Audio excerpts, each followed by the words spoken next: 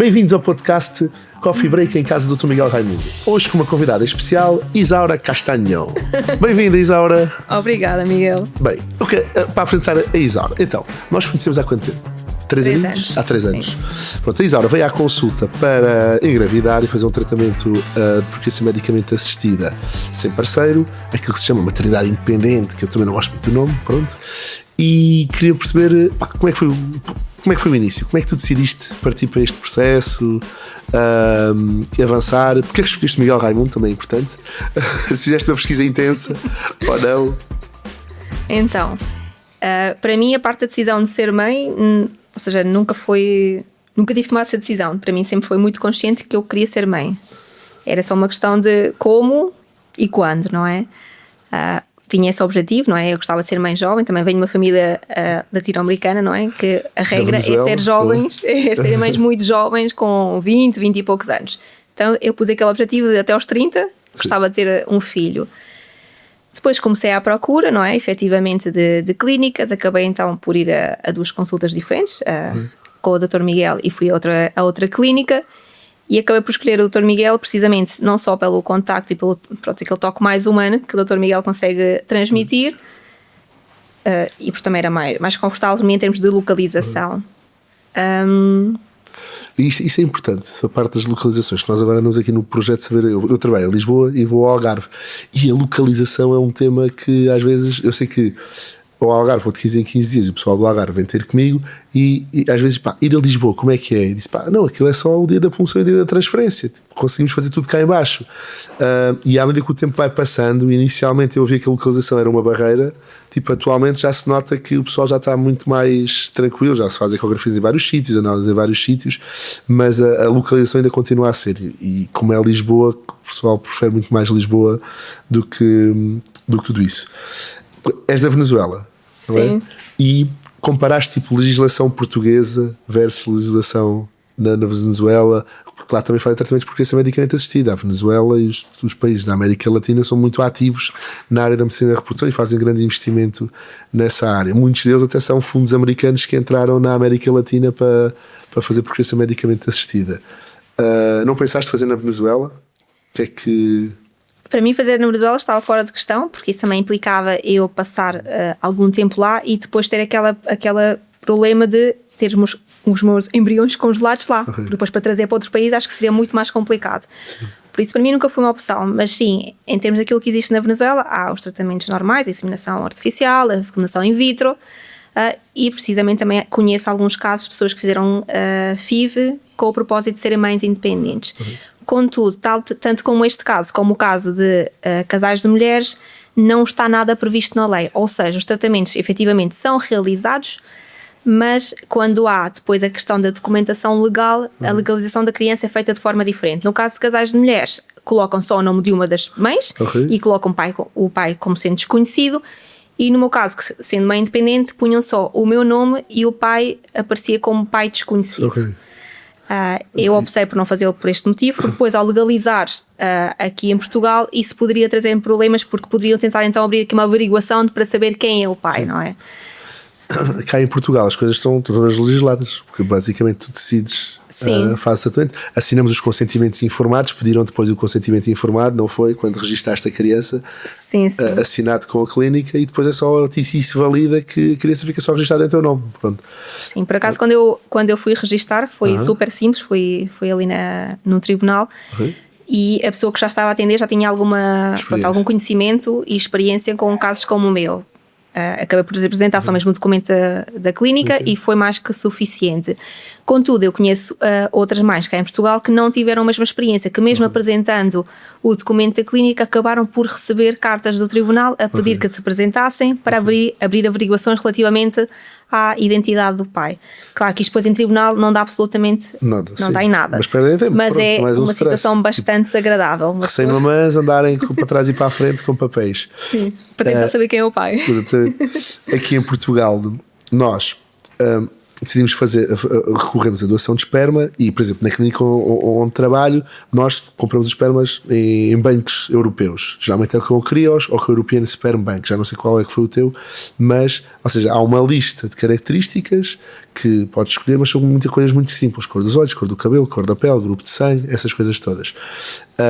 E depois há o tema do anonimato. Aqui em Portugal, ao contrário de Espanha, há um anonimato parcial. Aos 18 anos, a criança pode requerer a identidade do dador, e em Espanha anonimato total. Isso foi uma barreira para ti? Tipo, pensaste em fazer Espanha-Portugal? Porque às vezes há pacientes que ainda ficam na dúvida se fazem cá ou em Espanha, e o que acontece às vezes é, há espanhóis às vezes a virem para cá fazer os tratamentos porque o tema do anonimato, percebem que a criança aos 18 anos pode requerer a identidade do dador e fica a saber quem é que foi o dador, e em Espanha, como é anonimato total, as mães não se sentem tão confortáveis. Na altura pensaste nisso? Sim, pensei. Isso também foi um dos motivos que me levou a não fazer na Venezuela, porque lá, apesar de não haver nada na lei que prevê este tipo de tratamentos com o dador de esperma, quando se utilizam, os dadores são totalmente anónimos. Sim. Eu, pessoalmente, sou totalmente contra isso. Eu acho que, independentemente daquilo que eu possa sentir ou se me faz ou não sentir confortável, a criança que nasce através de uma doação, seja de esperma ou de óvulo, tem sempre direito de saber quem é a família, neste sentido, geneticamente falando. E foi isso que o Tribunal Constitucional em 2016 fez essa revisão, porque o que é que aconteceu? E na altura, tipo, os centros de PMA e os médicos ficaram todos assustados com isto. Sim, porque baixou a doação de óvulos e de esperma. Houve ali um momento que... Pronto, mas depois aquilo atualmente já voltaram aos níveis que estavam em 2016. Sim. Mas, ou seja, houve um pedido de um parecer do Tribunal Constitucional sobre a gestação de substituição, as barrigas de aluguer. Estamos aqui com os nossos convidados, por isso é que estamos aqui em casa para estarmos tranquilos. E então, eles, apesar de reverem a gestação de substituição, fizeram também uma revisão do tema do doação de gametas. Doação de gametas e doação de embriões. E então houve ali um período de adaptação que isso foi.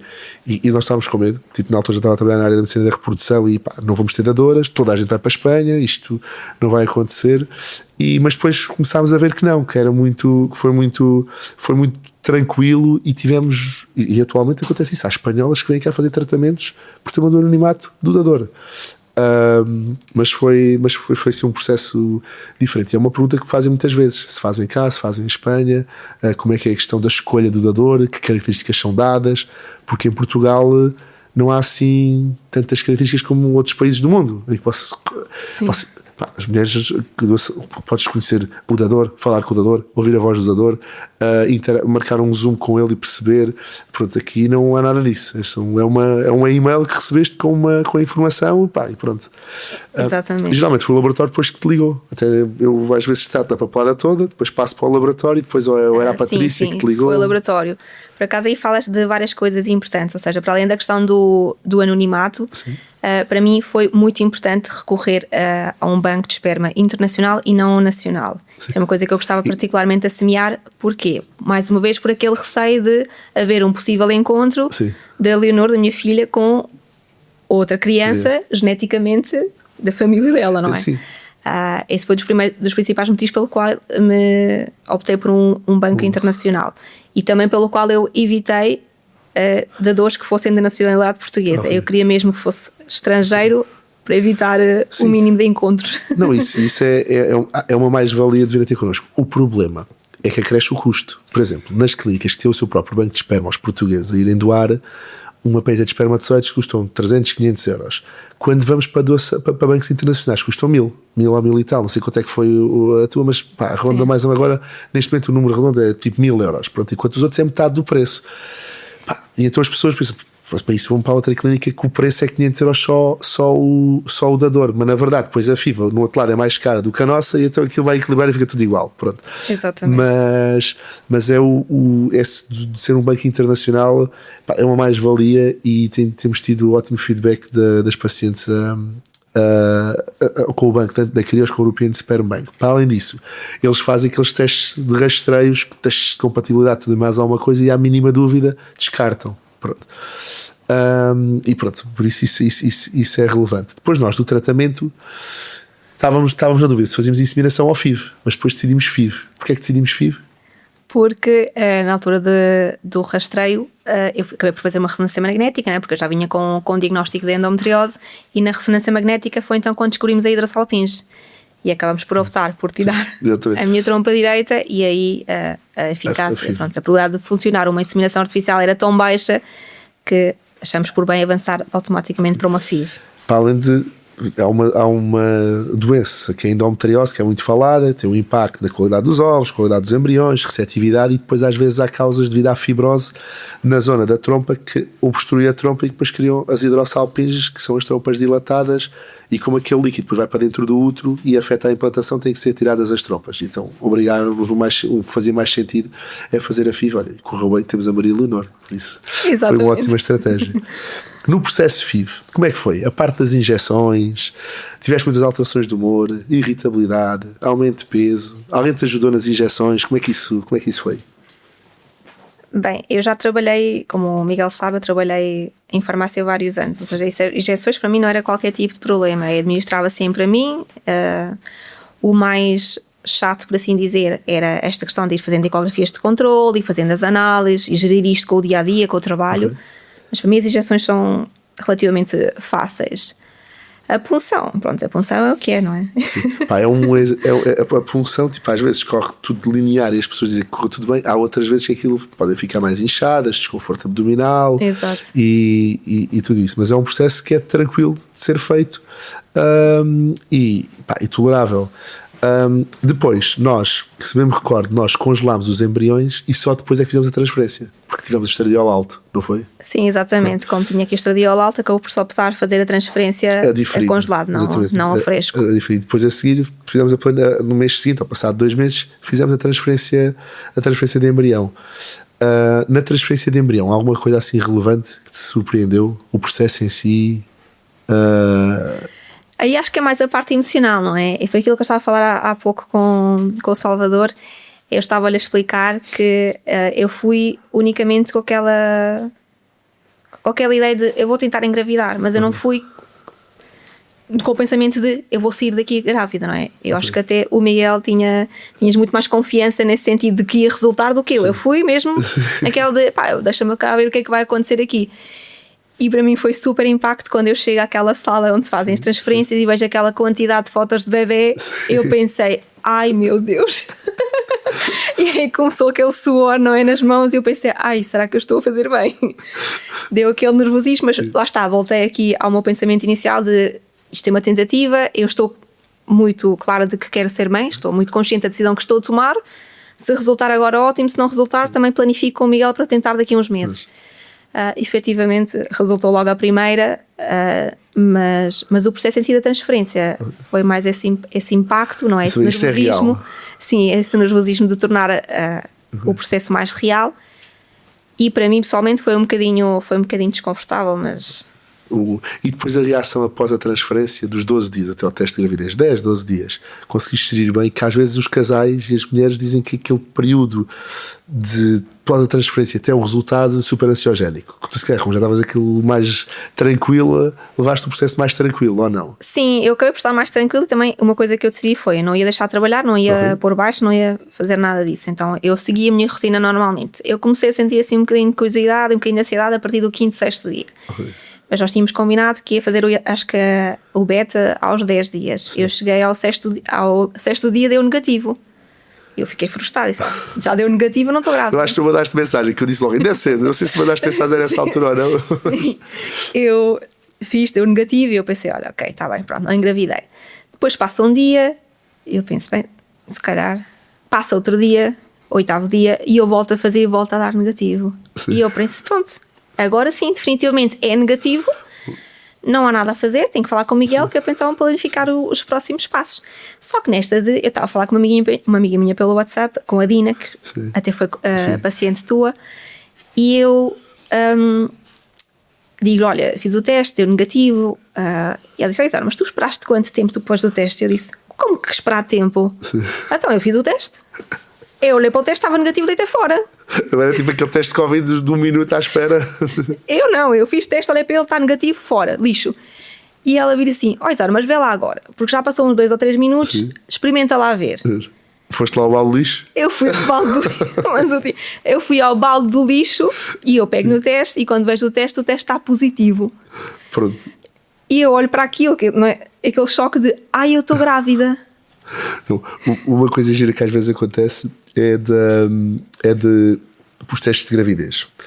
Pá, eu digo que fazer a beta-HCG porque dá um número e quantificamos, mas a maioria dos casais faz os testes rápidos. Às vezes vês tipo, resultados, tipo, 5 ou 6 testes, fotos no WhatsApp, 5 ou 6 testes de gravidez positivo. Doutor, isto está bem positivo, está bem positivo. Sim, mas quando é que é a beta? Quando é que é a beta? É só daqui a 2 ou 3 dias. Está bem, é um bom prognóstico, mas tipo, a beta é que nos vai mais conforto. Mas é normal ver isso. Tanto que eu fiz isso, eu não cheguei aos 5 testes, mas pronto, fiz naquele dia, depois fiz no dia seguinte.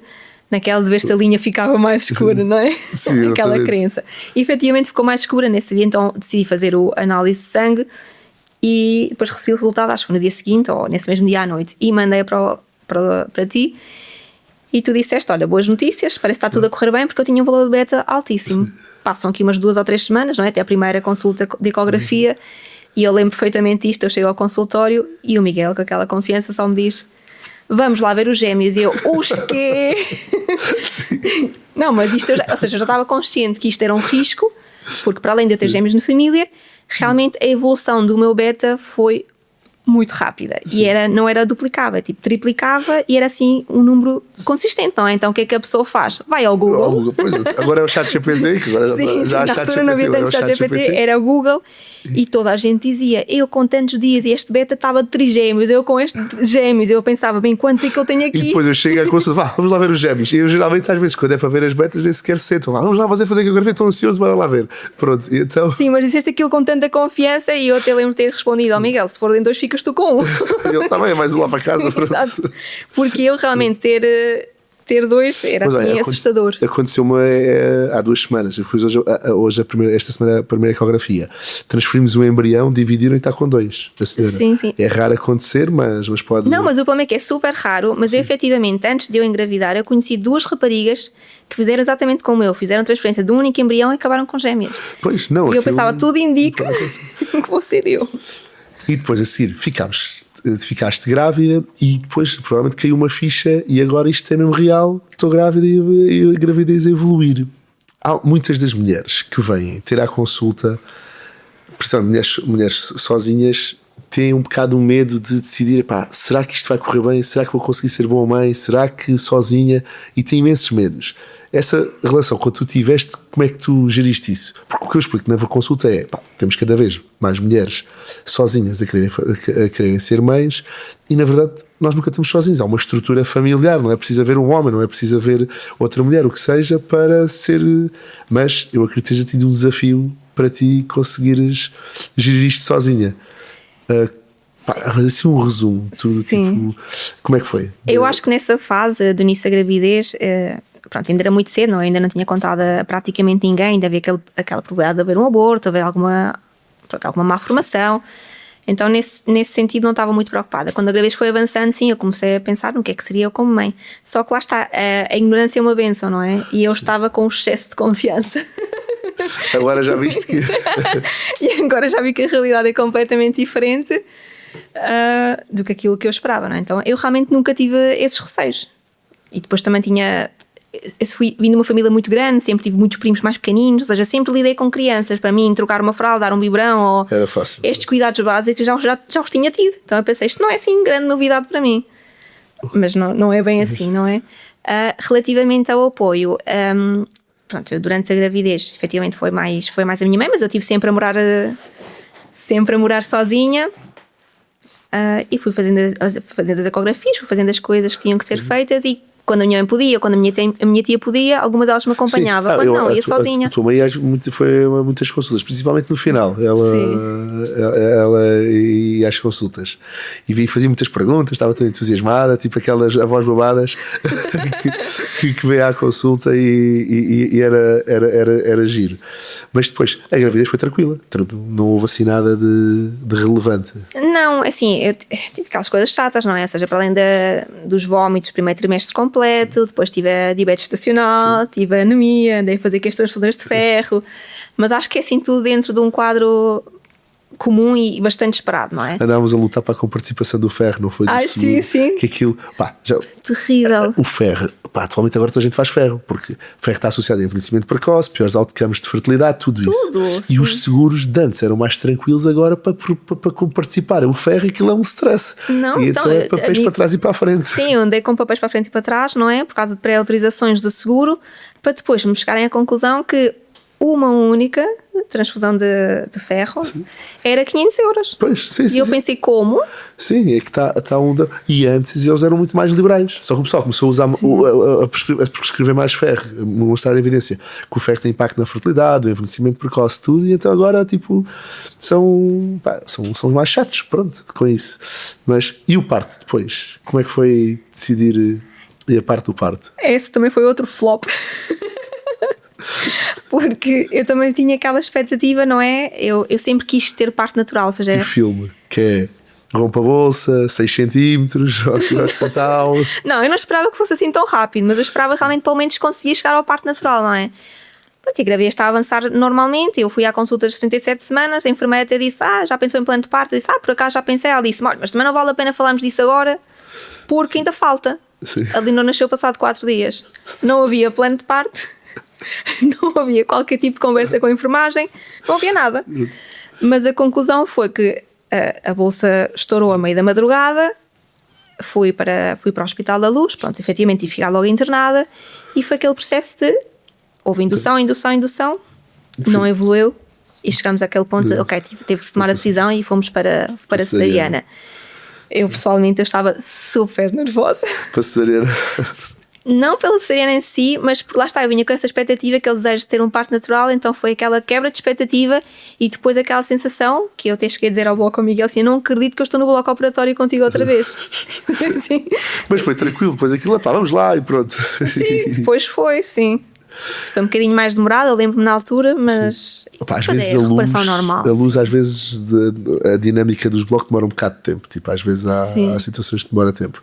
Mas após o parto, depois fizemos a cesariana, o bebê nasceu bem. Há outro stress que eu costumo dizer que é pior que o primeiro trimestre dos vómitos, que é a amamentação. Como é que isso foi?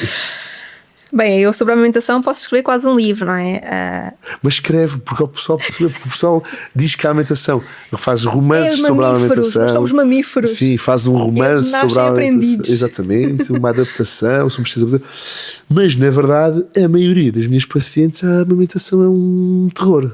Pronto. E convém percebermos isso. Mas a amamentação é um drama, porque o pessoal pensa que aquilo é tudo paz e amor e vai tudo correr bem e a pega é ótima e a criança vai mamar de 3 em 3 horas os 15 minutos e vai dormir e depois volta a passar de 3 horas, pronto, e aquilo é um stress, pronto. E muita gente às vezes, mesmo com enfermeiras da alimentação que vão a casa, mesmo com a quantidade de equipamentos que existe, podem ajudar, é um período difícil. E depois outra coisa é, depois estás em casa sozinha com o bebê, como é que foi gerir isso? Sozinha não estavas sozinha, a mãe deu apoio, certo? Uma fase inicial. Uma fase inicial. Não posso falar mal dela. Essa parte cortamos. Bom, já eu estou aqui a dar pressão à avó. Então, a amamentação no início foi difícil. Porquê? Porque também vinha uma cesariana, ou seja, ao vir de uma cesariana não é o processo natural, pronto, do nascimento. O corpo acho que demora também mais tempo a reagir. Então a subida de leite deu-se bastante tarde. Houve aquela questão de haver uma gravidez de diabetes gestacional. Conclusão, a Leonor ficou com inícios de hipoglicemia, teve que se introduzir a fórmula. O que é que eu fiz? Foi, como eu estava muito também, lá está, vinha com aquela coisa de eu vou amamentar, eu vou amamentar. Acertaste a primeira na fórmula? Não, já lá vamos chegar. Eu estava com aquela ideia de que amamentar, eu pensei, ok, vou dar a fórmula agora e nós dávamos a ter com seringa, porque eu não queria que ela pegasse no biberão, porque eu queria amamentar, ou seja, era uma coisa que não pari. Estavas mesmo a ler o livro mas eu vou amamentar. Realmente, pronto, ocorre a subida de leite, eu começo a ter muitas dores, trouxe aquelas consultoras de amamentação. De amamentação a casa. Ela foi aquilo que eu lhe digo a ela diretamente. Ela foi e é a minha salvadora da amamentação. Eu acho que não tinha chegado ao ponto que cheguei hoje se não tivesse sido o apoio dela. Ela explicou-me tudo e mais alguma coisa, desde posições, extração com máquina manual, com máquina elétrica, sei lá, deito diferido, usar a sonda de alimentação, assim, 1001 técnicas. E foi realmente o que me ajudou, não é? Porque no início, como tinha esta até me adaptar àquelas dores e o corpo se habituar e também aumentar aqui a produção, houve um bocadinho aquela alimentação mista, dava fórmula, depois tirava leite, depois dava o meu leite e assim, nesta fase inicial. O problema foi que a partir das 2 semanas a Leonor começa a ter assim, a partir das 2 semanas de vida, a Leonor começa com sintomas um bocadinho estranhos, começam a aparecer umas borbulhas, a Leonor começa a ser uma bebê, não era aquela recém-nascida de come e dorme, a Leonor era chorava, gritava e dormia, para ser assim. E os cocós funcionavam? Às vezes os cocós depois aquilo ficam um bocado obstipados com os leites. Era do leite, não era isso? Não, ou seja, não, na parte da obstipação nunca tínhamos tanto esse problema, mas ela gritava muito e depois começou com aquele refluxo, que é o refluxo fisiológico, até aí não preocupava, mas depois começou mesmo, vomitava, era aqueles vómitos em jato, não é? Que criava poças de vómito no chão. E aí começou aquela procura de informação, não é? E procura de um profissional que me acompanhasse e que desse importância às minhas queixas.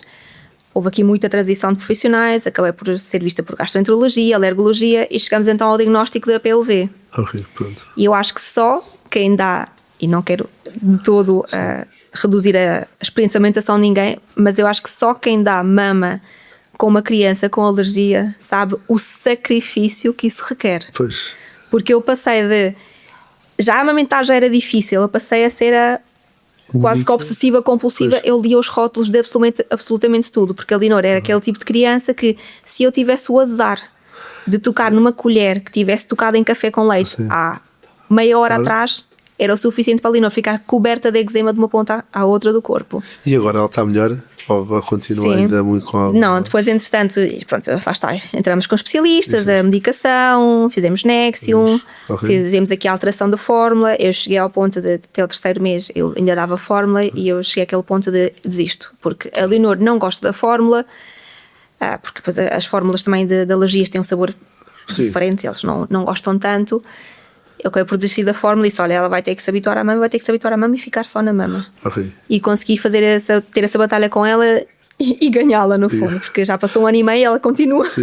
Agora ela não me larga. Não larga. Agora o problema é outro. Se alguém tiver conselhos. Mas interessante, depois quando passou o tempo ela foi melhorando e ao ano efetivamente tivemos então alta de APLV. Por isso, depois isto voltando aqui à pergunta de como é que foi o apoio nos primeiros tempos, eu posso dar aqui a minha opinião muito franca, da minha experiência pessoal, é que foi muito difícil, porque eu efetivamente tive apoio da minha mãe as primeiras 2 semanas, mas a partir daí eu estava sozinha com a Leonor. Minha mãe vinha aos fins de semana, ajudava-me sim com a logística da casa, deixava-me comida feita, e neste sentido, ou pegava na Leonor para eu ir tomar banho, mas aquela parte mais cansativa da rotina, que é sem dúvida a privação de sono, ninguém fazia por mim, não é? O amamentar e eu passar as noites acordada com ela, pois é isso, como ela tinha muito refluxo, ela vomitava muito, ela dormia sentada em cima de mim. E isto foi começamos naquela bola de neve era a minha preocupação constante, porque ela estava sempre com refluxo, ela dormia em cima de mim, não tinha posição para dormir, não dormia, ela estava constantemente a chorar e a gritar e desconfortável, e pronto, depois veio Mas no global agora... Já está mais crescida a Maria Leonor, já está mais adaptada, consegue estar na creche, sim. Eu acho que a partir do momento mesmo é mesmo com crianças que são amamentadas e com APLV e com mais sintomáticas, a partir do momento em que se consegue ter uma dieta isenta dos alergénios, não é? A criança melhora imenso, e depois é aquela transformação de que criança é que eu tinha antes. Porque eles mudam, ou seja, da noite para o dia, quase que de personalidade, não é? Ou seja, eu passei a ter uma criança que só chorava e só gritava para uma criança que é super divertida, que gosta de muito interagir, muito sociável. Então, sim, essa fase já passamos e agora eu estou numa fase que eu adoro nas crianças. Eu sempre gostei muito desta fase perto do ano, a partir do ano. Acho que são super engraçados. E efetivamente são, porque já interages muito mais, começa a falar, a fazer aquelas macacadas, sim. É muito a interação com as coisas. E basicamente, a maioria dos pacientes que recorrem à procriação medicamente assistida não são mulheres sozinhas que querem ser mães, mas costumam ser casais heterossexuais que costumam fazer os tratamentos de procriação medicamente assistida. Mas este nicho e pequeno grupo de pessoas que faz, quais são os conselhos que tu podes dar a alguém que esteja a pensar ser mãe de forma independente? Eu não gosto do nome, mas pronto. alguém que pretende ser mãe com recurso à doação de esperma. Então, eu acho que o principal é, sem dúvida, ou seja, não romantizar, não é? Porque há muita coisa que é linda e é mais bonita do que aquilo que se pode explicar, mas depois também há a outra parte da moeda que é realmente muito difícil e muito desafiante. E isto até me faz muito lembrar da consulta que eu cheguei a estar no auge do meu pós-parto com a minha psiquiatra, que a primeira coisa que ela me pergunta era como é que eu fazia para lidar com as noites mal dormidas com a Leonor quando estava sozinha. E ela me perguntava se eu não ficava triste ou não ficava frustrada por não ter apoio. E aquilo que eu lhe disse no momento, e acho que transparece pronto, o meu sentimento nesse momento é que, para mim, mais do que frustrante de estar sozinha nas dificuldades, para mim era muito solitário ver a Leonor atingir determinados marcos de desenvolvimento ou fazer coisas novas e olhar para o meu lado e não ter lá ninguém. Para partilhares, tipo isso. Exatamente. Sim. Porque depois é aquela coisa de, sim, eu realmente sou independente, mas há uma linha que separa a independência da solidão que é muito ténue. E depois tu chegas àquela conclusão de que há avós, há amigos, há tios, há padrinhos, há o que quiseres, mas ninguém vai gostar tanto daquela criança como tu. Então tu nunca vais conseguir partilhar esse desenvolvimento da criança da mesma forma que há, por exemplo, entre duas mães, um casal heterossexual, em que há esta preocupação constante. Então acho que essa parte, no sentido de não romantizar e preparar-se aqui para este choque, acho que é importante. Para além disso, sem dúvida que uma rede de apoio. E não interessa se a rede de apoio é a vizinha, o pai, ou se é uma pessoa que está paga. O importante é tê-la. Se conseguirem ter uma rede de apoio, porque a mãe está fora do país, porque o irmão trabalha, não interessa. Se conseguirem ter uma pessoa que limpe, que cozinhe por vocês todas as semanas, todos os dias, ou conforme a vossa disponibilidade, acho que isto ajuda imenso e tira muito da carga que é os primeiros meses de maternidade. Sim, porque há muita gente depois vem à consulta que é decidir entre se vai engravidar já com doação de esperma ou se congela óvulos, e a pergunta que fazem a seguir é a rede de apoio. Será que eu sozinha consigo ser uma boa mãe? Será que eu sozinha consigo dar tudo o que a minha criança precisa? E não vou estar sozinho. Tipo, é difícil, não estamos sozinhos, tipo, temos uma estrutura familiar por trás, e dizer que nós não estamos sozinhos no mundo. O vizinho, a amiga, o que seja, pode ajudar e apoiar-nos no projeto e na jornada da vida. Mas é muito comum, tipo, decidir, tipo, quando mulheres sozinhas vêm, decidir se vão congelar ou se vão engravidar e congelar embriões. Sim, para mim, por exemplo, nunca foi um tópico, ou seja, sempre tive consciente que eu queria congelar embriões, também pela questão de que os óvulos são mais sensíveis que os embriões, mais por esta parte técnica. Por isso nunca seria um motivo, não seria algo para eu pensar. Mas sim, eu acho que o apoio vem de diversas formas. Eu, por exemplo, no auge do meu pós-parto, eu acho que há aquela coisa de quando estás grávida, as pessoas olham para ti e pensam: quando eu nascer eu ajudo, eu estou lá, eu brinco, eu faço, eu aconteço. E depois a criança nasce e não vai lá ninguém. Pois, portanto, trabalha, tudo sim, porque as pessoas têm a sua vida, têm os seus maridos, têm os seus filhos, os seus cães, os seus hobbies. E o filho é teu, ou seja, a única vida que mudou foi a tua. E depois chegar a esta conclusão de que as pessoas que te dizem que iam estar lá não estão é um choque e acaba por ser bastante triste. Mas depois também há outras pessoas que te surpreendem. Sim. Eu na altura tinha uma amiga minha que nessa fase nem éramos assim, éramos próximas, mas era uma amizade assim relativamente recente, e ela foi a pessoa que mais me ajudou. Sim. Ou seja, ela também não estava desempregada, mas ela, nos momentos em que eu estava em crise, que já não suportava, que estava cansada, que precisava descansar, ela foi a única pessoa que disse: ok, eu vou à tua casa, eu fico com o Leonor para tu descansares ou para tu ires dar uma volta. Sim. Ela foi a única pessoa que me disse: Isaura, eu fico com ela uma noite para tu conseguires dormir. E o que foi mais engraçado foi que eu queixava-me disto a toda a gente. Eu queixava-me minhas amigas, a minha mãe, toda a gente valorizava: mas é que as crianças não dormem. Eu disse: não, é que tu não estás a perceber. A Leonor não acorda 3 em 3 horas, a Leonor numa hora acorda 10 ou 15 vezes. Eu não durmo. Pois. É muito diferente. Eu sei isso, meus pais também dizem isso. Não, mas as crianças tu também eras assim. Sim. Mas na verdade, depois quando eu vou a Évora e deixo-os lá uma noite, tá bom. Sim. Na outra noite já dizia: leva, fica com eles. Pronto. Sim, exatamente. Uma noite mais do que isso já. E foi super engraçado porque ela ficou numa noite e nós tínhamos combinado que ela ia chamar 2 vezes a 3 vezes por noite para eu conseguir descansar mais, só para dar mamar à Leonor. E ela, pronto, efetivamente só me acordou nestas 2 ou 3 vezes e eu consegui ouvir a Leonor a chorar de fundo, não é? Mas eu pensei: ok, eu preciso mesmo descansar, vou descansar. No dia seguinte, quando eu falo com ela e pergunto: então, amiga, e ela disse: eu não sei como é que tu fazes isto, tu não dormes, porque a Leonor não dorme. E eu, obrigada. Bem-vindo ao mundo real. Não, pá, Exato. mas olha, mas pá, tipo, és uma guerreira, tipo, avançares para este projeto sozinho e teres a Maria Leonor e, pá, e conseguires tudo o que consegues gerir, carreira profissional, carreira pessoal, dar apoio à criança, tudo isso, pá, e é sem dúvida tipo as mulheres que fazem o que tu fazes são tipo guerreiras, são mesmo tipo, fazem tudo para um objetivo e é muito giro ver isso. Pá, por isso estás de parabéns. Muito obrigado por aceitares aqui o desafio de vires ao Coffee Break. Em casa do Tom Miguel Raimundo. Já não falámos há muito tempo já quê? Trocávamos umas mensagens, mas depois assim Sim. presencial já há um aninho, pá, aí. Que essa parte mais do de um- leite eu não sabia.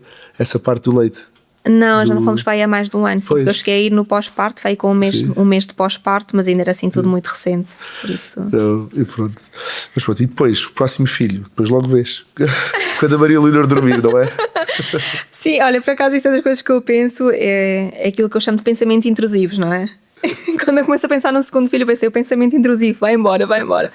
Mas fora de brincadeira, é algo que eu efetivamente tenho pensado e depois há aqui várias coisas que pesam na balança do segundo filho, não é? Porque quando a pessoa vai ao primeiro, há aquela romantização toda, não é? Agora já estou consciente do que é ser mãe e claro que foi a melhor decisão que eu tomei e a única coisa que eu posso dizer que me arrependo é de não ter tomado antes, porque se eu soubesse que ia ser como foi, mesmo com as dificuldades eu tinha tentado engravidar antes. Mas sim, agora como estou mais consciente, torna-se mais difícil sim dar o salto para um segundo filho e depois é aquela responsabilidade para com a Leonor, né? Porque a Leonor teve um privilégio esse tema. que é ter-me para ela sozinha. O segundo filho que vier vai ser sempre a atenção dividida por dois, não é? Sim, e e depois depois- custa-me um bocadinho, porque um recém-nascido é um recém-nascido, não é? Ou seja, por muito que eu queira dividir a minha atenção por ela e pelo novo bebê, o novo bebê vai ter muito mais atenção nos primeiros tempos do que ela. E acho que essa... Há sempre esse medo. Dá um E depois bocadinho de e depois há outra coisa que é se eu não ter mais nenhum ali não pode ficar sozinha no mundo. E quando é que ela fica sozinha no Sim. mundo? Que é outro receio que partir para o segundo se ou não. E pronto. isso para mim é mesmo um tema, não é? Porque Mas não é preciso ser agora. Tipo, a Maria Leonor tem que um ano e meio. tem um ano e meio, sim, Pois. sim. Eu, graças a Deus, fiz o processo jovem, tenho 30 anos agora, por isso eu sei que ainda tenho uns quantos anos pela frente. Mas isso também é uma das minhas maiores preocupações, não é? Porque eu, como imigrante, a maior parte da minha família está fora do país e nem sequer está num só país. Eu tenho família na Colômbia, na Venezuela, no México, em Espanha, ou seja, estão por todo lado. E eu sei que se acontecer alguma coisa, por muito que eu tenha cá a minha mãe ou o meu irmão, fica com uma família muito reduzida, nunca vai ter alguém Sim, depois- mais próximo. Isso também é um dos motivos pelo qual eu gostava de ter um segundo filho, sem dúvida. Dentro dos tabus de maternidade independente há umas coisas que nunca se falam. Quais foram os desafios que tu encontraste, principalmente na área da família, quando contaste a alguém que ias partir para este processo? Sem dúvida que o mais difícil foi o meu pai. O meu pai nisso estava bastante reticente com a decisão.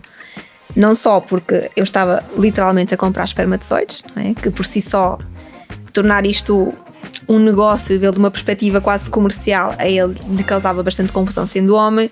E depois também houve aquela parte mais sentimental, mais emocional, que ele chegou a pensar se o papel dele como pai tinha sido suficiente e se não tinha sido, se este tinha sido o motor principal para eu tomar uma decisão destas de ter mãe, de ser mãe independente. E tu, o que é que respondeste? Eu na Disseste altura... que não tinha nada a ver? Como é Sim, que... eu na altura expliquei que não era para ele levar a pessoal, porque realmente não tinha nada a ver com ele ter sido bom ou mau pai, que era uma decisão minha e que, lá está, nessa fase da minha vida eu tinha acabado, entre aspas, sido uma relação. Eu sabia perfeitamente que essa relação não me ia levar ao lugar que eu queria e eu disse-lhe diretamente, pai, eu não vou procurar uma nova relação, não vou procurar uma namorada na expectativa de ter uma família. Eu acho que é muita pressão eu começar uma relação já com este desejo de ser mãe. Eu não vou pôr esta pressão numa relação que acabou de começar. Então eu preferi inverter as ordens, ou seja, eu preferi primeiro ser mãe e depois, quando então o momento surgisse, então sim abraçar uma nova relação. Outro dos tabus é a questão, como é que tu escolheste o dador? Como nós temos espermas de dadores internacionais, foi o quê? Deixa-me adivinhar, foi o alto de olhos azuis? Esse é o típico, não é? Quando vamos buscar aquilo da dor viking, é o que eles dizem. Exatamente. Não, Mas então- o site diz mesmo isso, tens lá. Sim, viking, é super engraçado. Aqueles homens das cavernas, quase. Mas não, eu por acaso, nesse sentido, eu tentei escolher basicamente com características físicas parecidas a mim, ou seja, cabelo castanho escuro, relativamente alto, para homem nem sequer é muito alto, tem 1,70 m e pouco, estrutura magra, ou seja, muito semelhante. A única coisa que não batia certo comigo era a cor dos olhos, mas isso foi super engraçado porque eu pensei, bem, isto é a única coisa que não cumpre com os meus requisitos e eu não tenho ninguém na minha família direta com olhos claros, por isso a minha filha vai ter olhos castanhos de certeza. E agora, a minha filha Maria? não tem portamento de olhos castanhos, não é? Nesta fase são mais verdes, mas durante os primeiros 9 meses da vida dela, os olhos dela eram mesmo cinzentos, eram aquele cinzento clarinho. Outro dos tabus tem a ver com como é que a sociedade vê a Maria Leonor, ou seja, a inscrever a Maria Leonor numa creche. Os pais fazem perguntas, não fazem perguntas. Quando vais à entrevista para ir para a escola, como é que foi gerir esse impacto mediático? Eu acho que o primeiro ano de vida das crianças é sempre mais complicado, porque é o ter que repetir isto constantemente, no médico, na creche, em qualquer contexto social. Eu lembro perfeitamente quando eu estava a fazer pré-inscrição para creche, eu tinha que explicar isto, tinha que deixar uma fotocópia do consentimento informado da clínica a todos eles para garantir que eu era monoparental e para eles então me darem alguma prioridade na lista. E eles olhavam para mim sempre como eu era a ave rara. Basicamente era isso. E quando eu tentava dizer só, porque ela não tem pai, mas tem que ter pai, toda a gente tem pai.